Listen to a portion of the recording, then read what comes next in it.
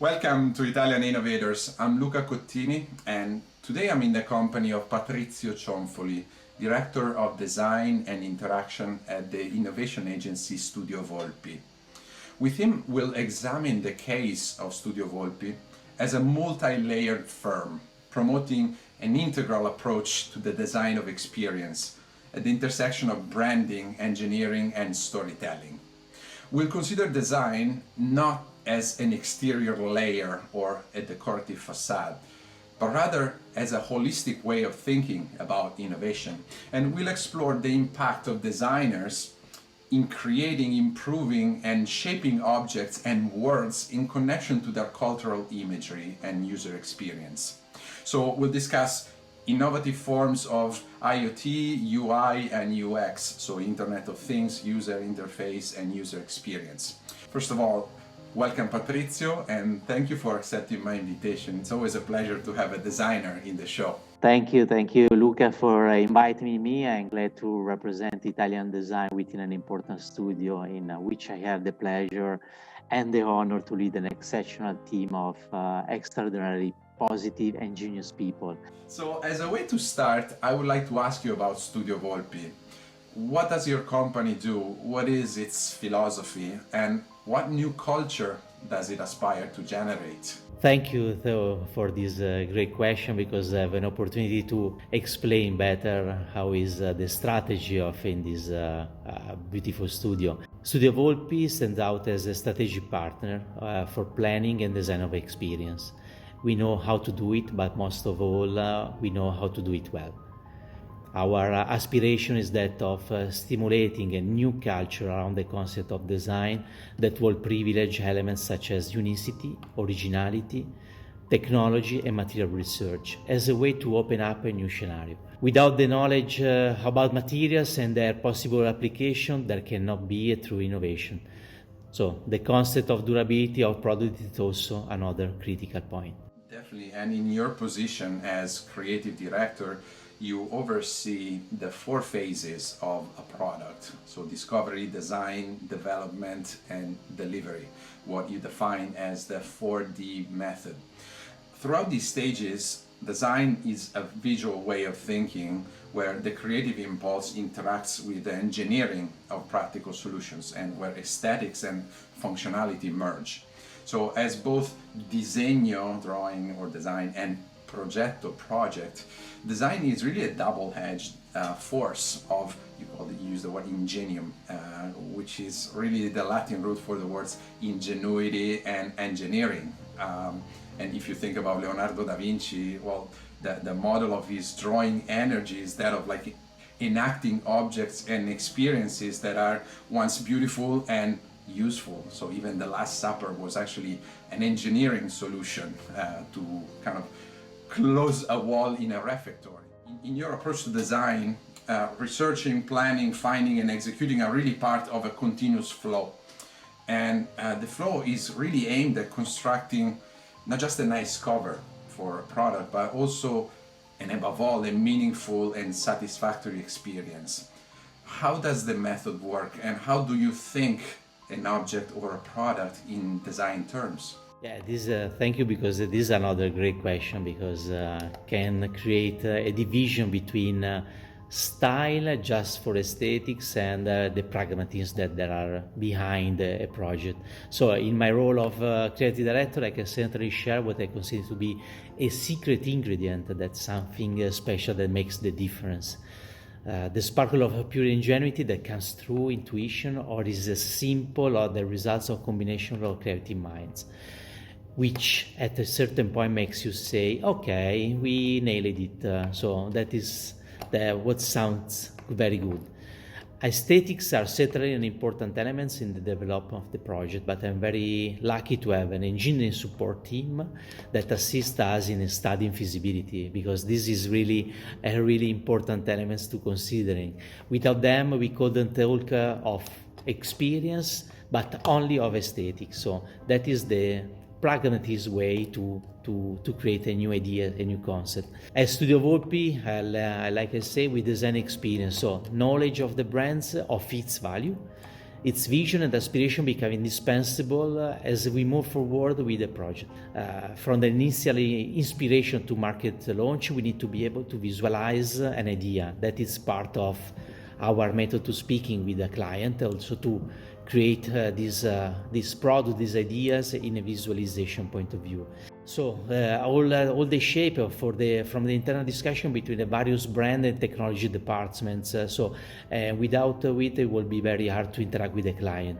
Is really bridge between us, ideas, technology, and client.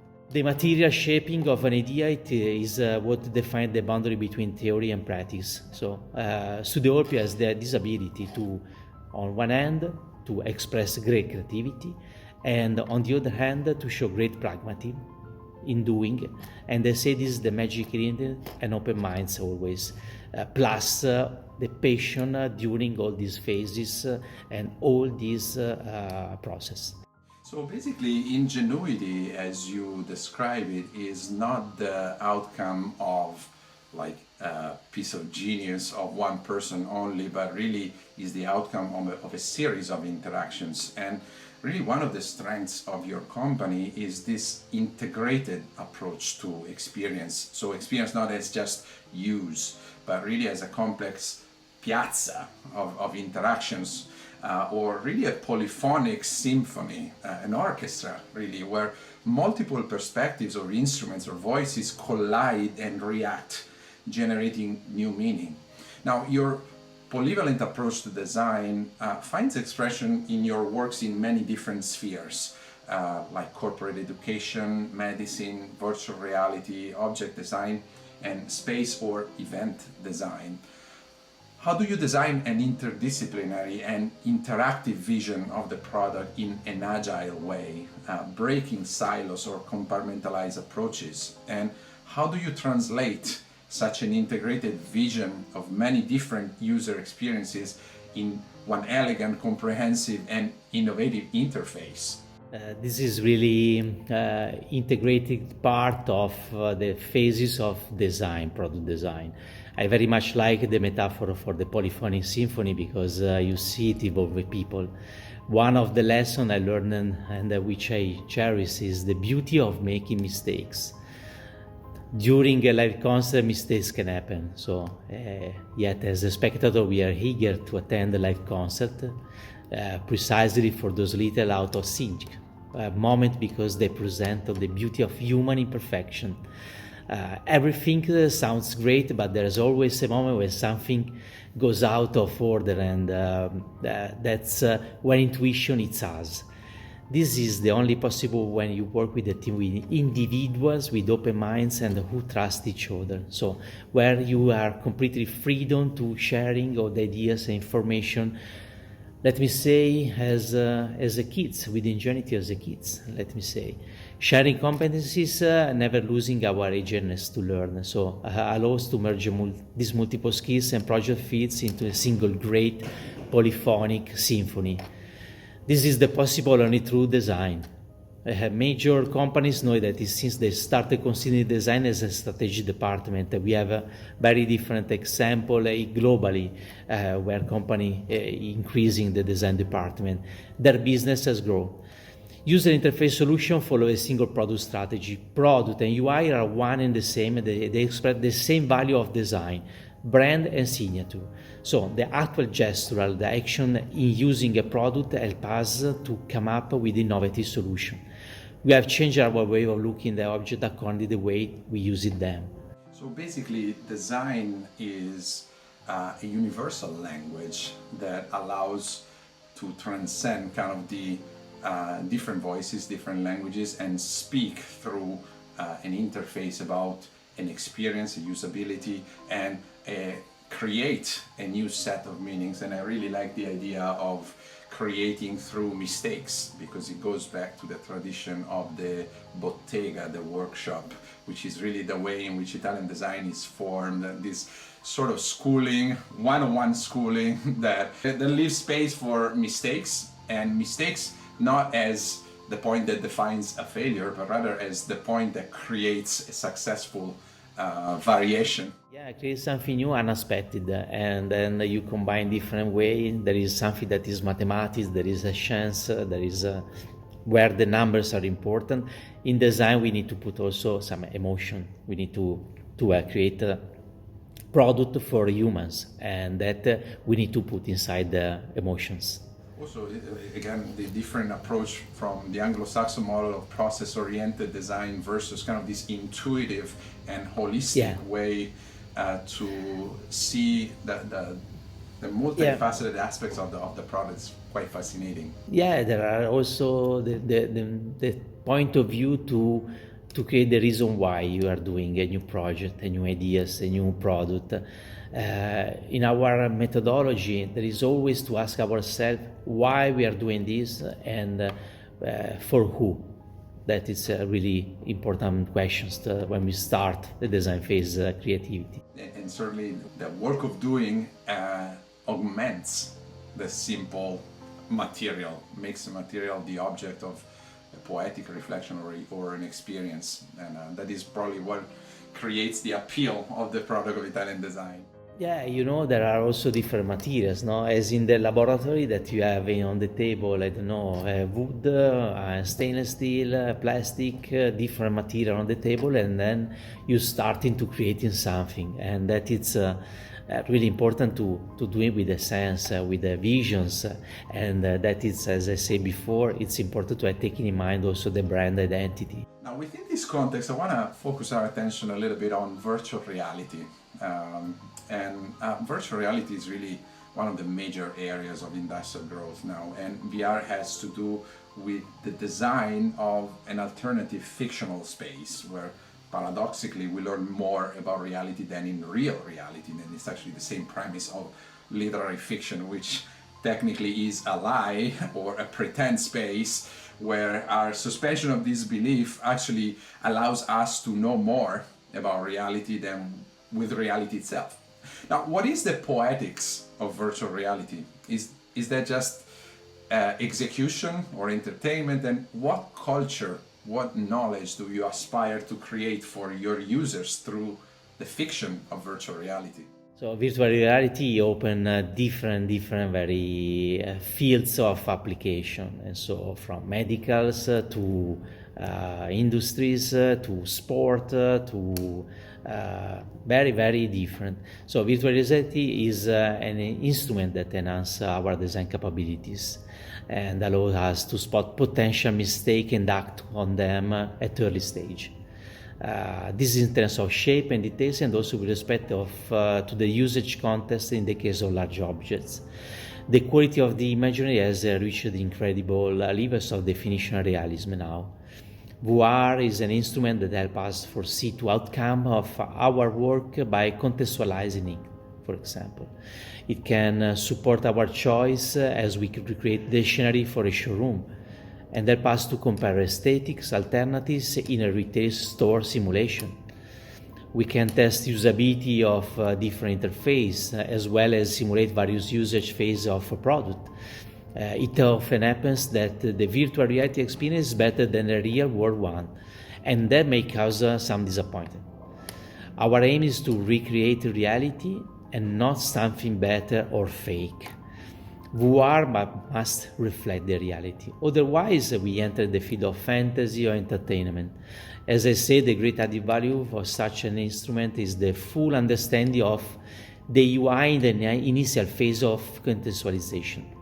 It's a great tool supporting the discussion among the designer and between designer and client. That is really the important element. So it's an instrument that can prevent some mistake and also create some scenario, and together with the same point of view with the client, or also with the colleagues, or with the different people in the studio. So with the same point of view, because when you are looking at renderings or nice colors in the object, we don't have the same perspective. We don't have the same readable about the drawings or the pictures or the images.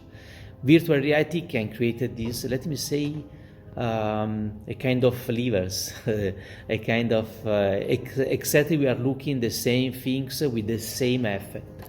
That I think is really important as tools to help us as a designer to develop new projects, new ideas, and that you can imagine we can saving a lot of money, for example, because in the past the phases prevent to the mistake was to create several model making prototypes, but now with the virtual reality we can skip some physical prototype. It's a practical tool, but also is an tool of imagination, as you were saying, producing a common ground among the different members of the team, but also producing a context, so placing an object within its larger space.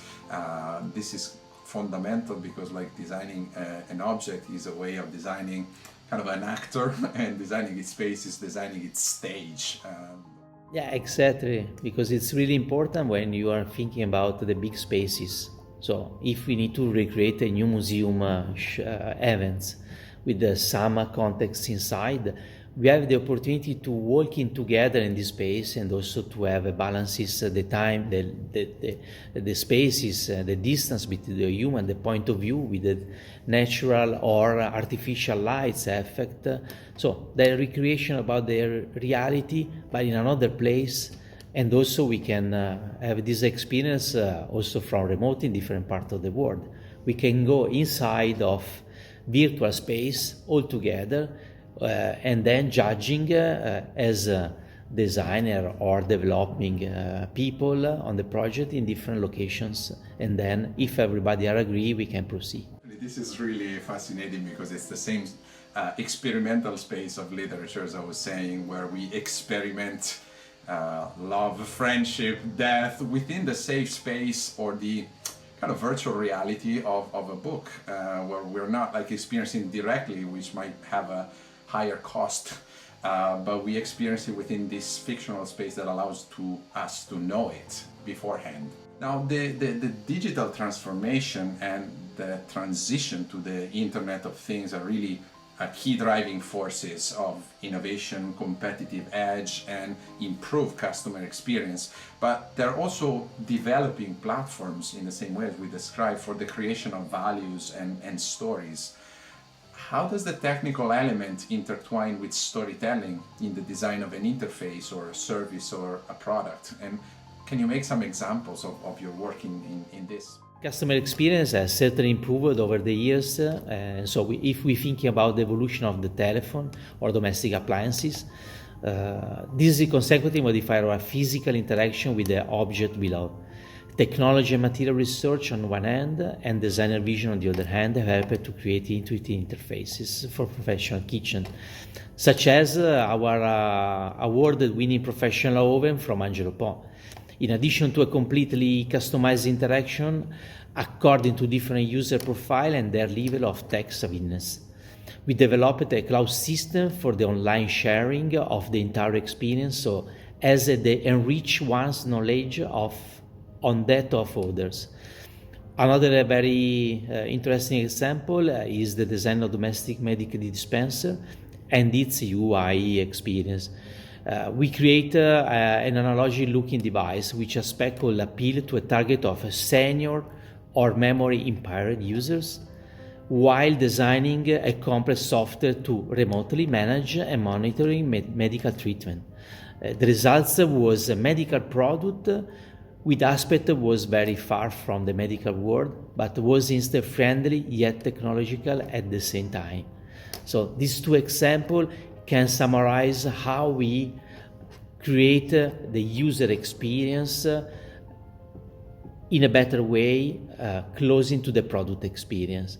Because one product is for the professional, help also to create better phasing and using, and the other is to create a completely new context, create a new style, new skin in the domestic environment, where until today all the medical devices have the same aspect. So I don't want to say they are too, let me say, poor or too simple or too not designed for human spaces, but really between technical and medical, that kind of aspect.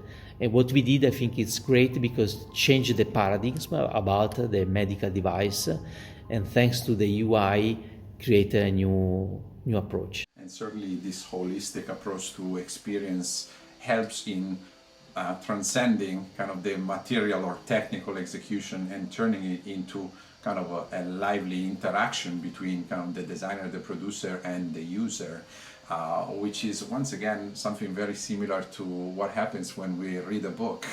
You produce a product, but like the product is enriched by the imagination of each reader and enhanced in the same way. User experience is a way to collect this data and augment the value of a product by way of the imagination, the experience, the use of the people that interact with the product. And this is quite a fascinating thing, especially with the Internet of Things, the ability to capture that imagination. And there is also another aspect that is really important to consider, is the technology is really fast.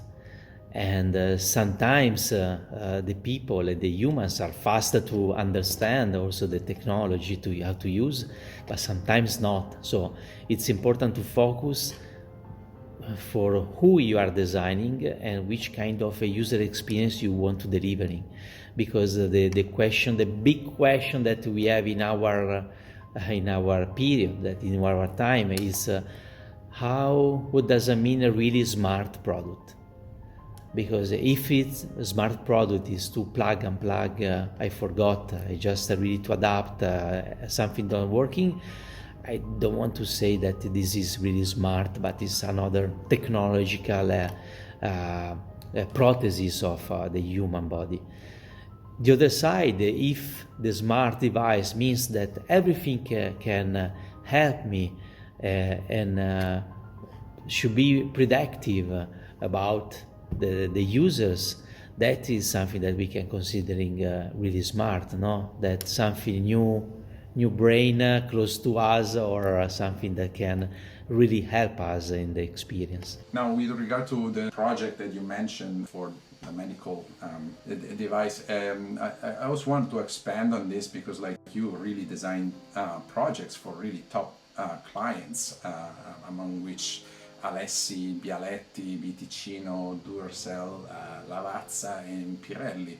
And really the project I admired the most actually was the renovation of the Graziella bicycle. It's not only because I dedicated quite a few episodes of the show to bicycles, but in the case of Graziella, you really took an iconic piece and renovated it, maintaining its identity, yet reinventing its appeal. So how do you connect the cultural heritage of a product, so its deposit of images and meanings of usage coming from a previous user experience, to new media, new expectations, and changing markets?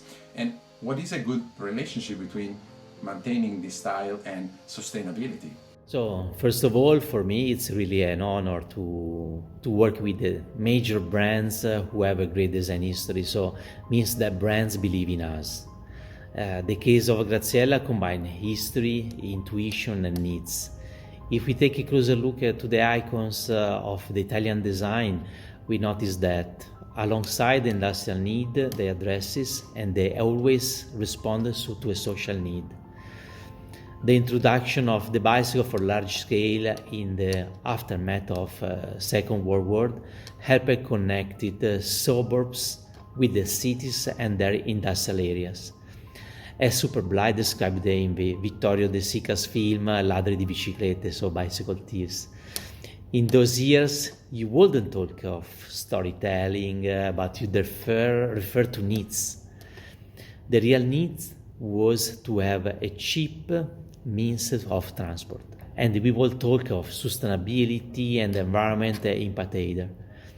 I think that the relationship between style and sustainability is the same that we have between quality and product life cycle. So quality, also aesthetics quality, that who we are and represent our style, our brand values that inspire trust. Sustainability starts from the first project conceptualization and continues with the choice of materials. of the production process, etc. There's a clear trend toward product that lasts longer. We will be forced to produce less but better. There are very important philosophy to insert during from the concept, from the first sketching phases to the final product to the market, because we are working to put product in the market. And this goes back to what you were saying at the beginning, that quality is related to durability, which is one of the key challenges and key ways to approach Italian design. So the idea of creating a product that is not only beautiful but can transcend the ephemerality of a commercial item and become a work of art, which ideally might outlast our own time or the time in which it was created, and it does so in the same way as a classic, which is born within a certain context but keeps being reinvented. Yeah, but then also I don't think that the designer of Graziella, the first Graziella, can thinking about how the consumer using the product. We know that in this kind of bicycle, people also went in 4 or 5 people in the same bicycle, for example, but it's not a designer for that, for example. I think there is always a lot of culture in our approach. There is always, we can call reason why, we can call philosophy, we can call passion, we can call Italian style as we want, but there are always a real needs, a social impact, and a lot of culture. So we are thinking in some way we like it as Italians to teaching something to others, or let me say in a very intuitive way to say this is another step for the history to moving forward. Absolutely, and this is really what makes the Italian product distinctive, like this cultural, aesthetic, philosophical, emotional element that transforms the product into not just a serial item but something else, or a carrier of meaning. Now, in your work you mainly operate in Italy, in Carnago, north of Milan, but Studio Volpi is also developing branches in China and in the United States, in Chicago. What is the appeal of an Italian design company for an American market, and what return of investment and what additional value does your idea of design generate? Yes, we are global, and so we are our location and our client, as we say, it's big brands located in different parts of the world. Our strength lies in our way of conceiving ideas and seeing them turn into new products. I don't believe there is a particular process that can guarantee Italian style and therefore success. My design team has the ability to always create something new, unique and original in its concept, form and philosophy. I think that what makes us understanding and attractive for the American market is also our added value, is a simpler way of being. By being present on the American market, we can shorten the distance that is really between our team and the companies that we are working with. Be responsive and offer continuity. Over the years, we have created a bond with these brands which continue to grow today. So this kind of combination and localization in the especially in this after pandemia timing, locality is one of the key factors that can reduce the distance, because all of us need to touching and to be in person and to speak face to face. So that is also our return of investment. It's kind of be present and also it's also part of, let me say in another way, responsibility versus our client and also respect versus our client, because we come back of the previous question. They believe in us, they just put in our hands their brand, their idea, their brief, and thanks to that we can create something new and unique because of this kind of approach. Definitely this authenticity, originality, freshness, and this method of always starting from scratch, which turns into always an original and fresh new synthesis of the product, which is actually what makes it come alive. And this is really fascinating as a method. Thank you very much for this conversation. We started from the case of Studio Volpi as a way to talk about design as a form of innovative thinking, which allows interdisciplinary connections, an integrated approach to the user experience, and the combination of branding, storytelling, and engineering solutions. So thank you for being with us today. It was a real pleasure chatting with you.